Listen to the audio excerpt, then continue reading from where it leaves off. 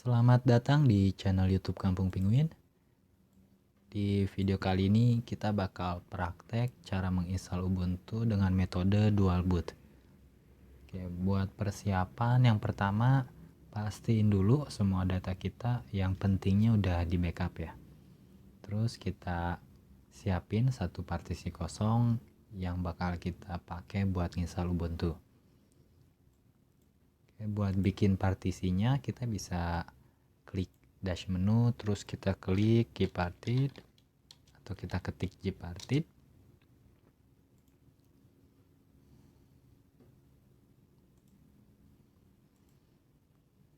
Oke, di sini saya bakal ngehapus data D di Windows saya buat dipakai install Ubuntu.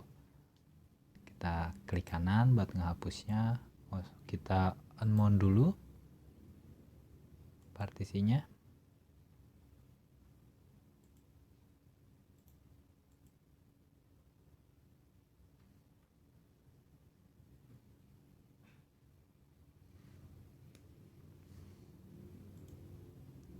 Oke, kita pilih partisinya, terus klik kanan, kita pilih delete. Kita klik pada bagian checklist, pilih apply.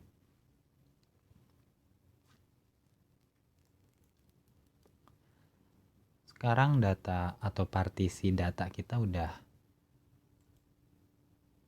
hilang ya. Buat bikin partisi baru, klik kanan, kita pilih new. Oke, di sini kita bikin dulu partisi buat swap.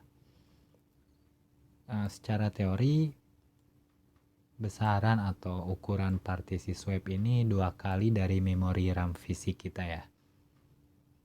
Oke, contohnya RAM kita 1 GB, berarti kita bikin swapnya 2 GB. Terus di bagian file system kita klik, kita cari Linux Swap. Klik add. Satu partisi lagi, kita bikin partisi buat sistem. Buat file sistemnya kita pilih ext4 ya. Terus kita kasih nama supaya gampang buat dibedain. Oke, tinggal kita klik apply.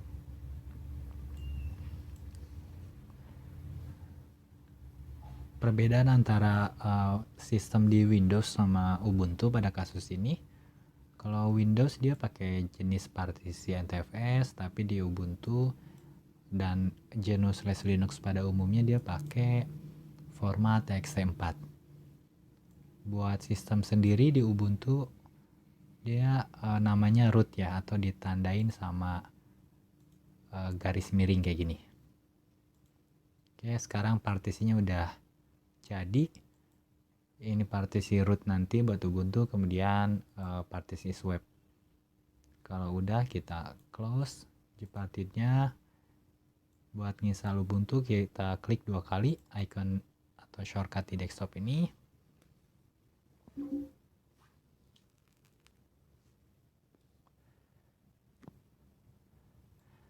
Nah, kita pilih bahasa yang mau kita pakai. Buat bahasa Indonesia bisa scroll ke atas ya. Terus kita klik continue. Ini biarin aja, nggak usah diinstal. Kita klik continue lagi. Saya saranin teman-teman buat nggak usah terhubung ke internet dulu ya, supaya proses instalasinya lebih cepat.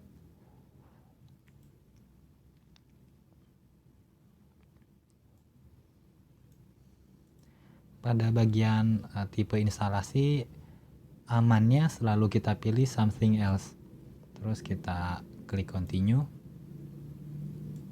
Oke, di sini kita tentuin partisi root atau partisi sistem dari Ubuntu kita yang barusan kita bikin.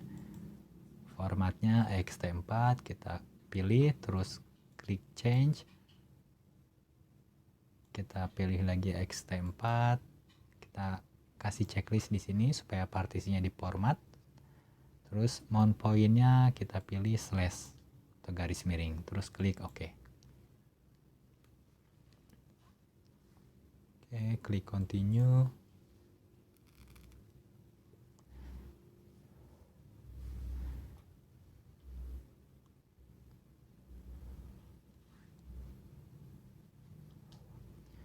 Untuk bootloader sendiri ini biarin aja default.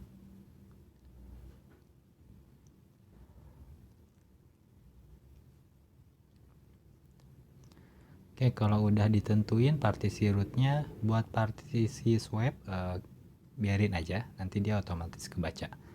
Kalau udah semua kayak gini atau udah ditentuin partisi rootnya, kita klik install now.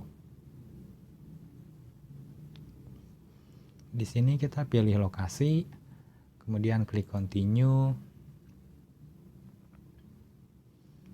terus kita pilih susunan keyboard kita. Umumnya keyboard di kita ini pakai yang ini ya, versi defaultnya atau QWERTY. Kita klik continue lagi, tinggal masukin username yang bakal kita pakai.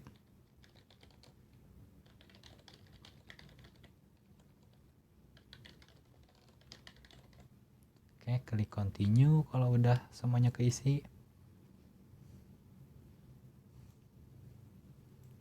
Oke, sekarang proses instalasinya lagi berjalan ya, atau proses mengcopy filesnya lagi berjalan. Di sini kita bisa lihat juga fitur yang ada di Ubuntu kayak software center, sistemnya sama atau konsepnya sama kayak Play Store, di mana semua aplikasi itu disimpan pada satu server yang sama. Jadi buat teman-teman yang udah familiar banget sama Android, pastinya nggak akan nemuin banyak kesulitan ya buat install aplikasi di software center ini. Untuk aplikasi audio player atau pemutar audio, di sini Ubuntu udah nyertain Rhythmbox. Tampilannya bakal kayak gini kurang lebih.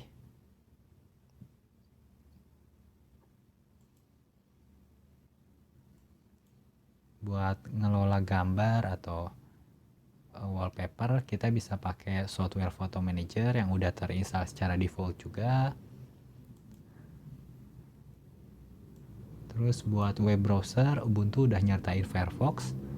Bisa dilihat juga ya di launcher sebelah kiri ini, aplikasi apa aja yang udah tersedia atau terinstall secara default. Terus kita juga bisa nambahin banyak lagi aplikasi. Oke, buat aplikasi perkantoran atau Office Suite, Ubuntu udah nyertain LibreOffice yang tentunya software open source yang paling populer bisa dibilang di GNU/Linux ya. LibreOffice juga bisa kita install di Windows atau macOS.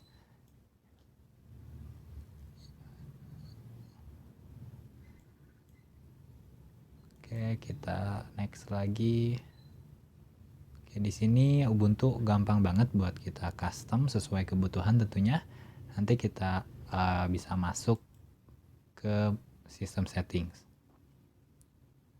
Caranya kita klik pada icon pojok kanan atas, terus pilih sistem setting, atau kita bisa lewat shortcut launcher juga sebelah kiri.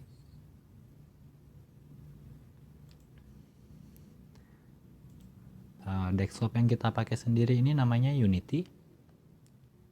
Desktop yang dikembangin langsung sama tim developer Ubuntu.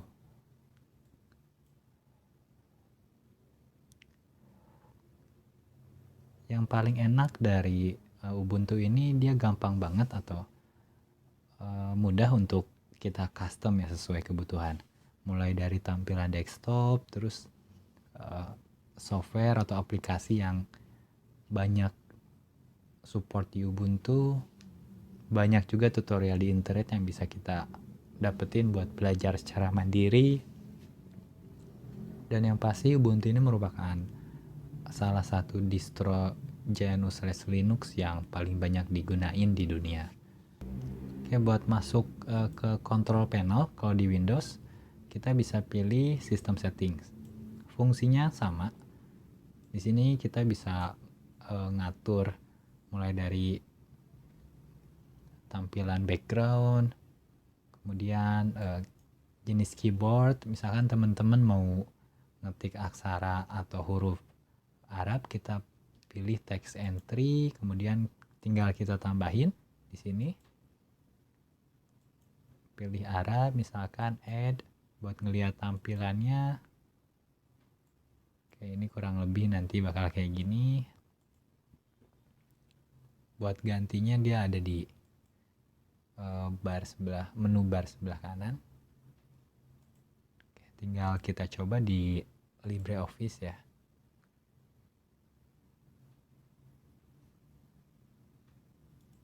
Oke, ini QWERTY dari keyboard Inggris, kemudian kita coba ganti pakai susunan Arab.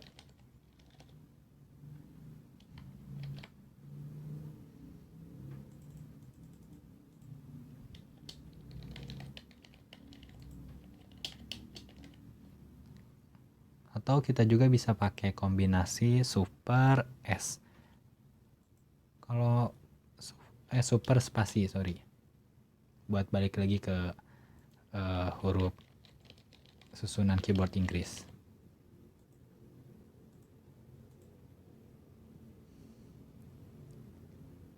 Tombol super di Ubuntu ini atau di keyboard kita lambangnya atau logo Windows ya.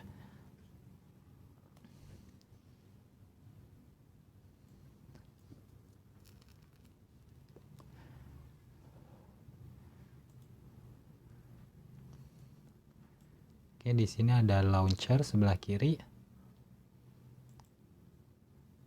Fungsinya nanti dia buat nyimpan aplikasi yang kita buka. Kayak totem dia bakal masuk atau bakal tampil di sini. Oke, tutorial kali ini saya cukupkan. Kalau ada yang pengen ditanyain, sampaikan aja lewat kolom komentar. Semoga bermanfaat dan sampai jumpa di video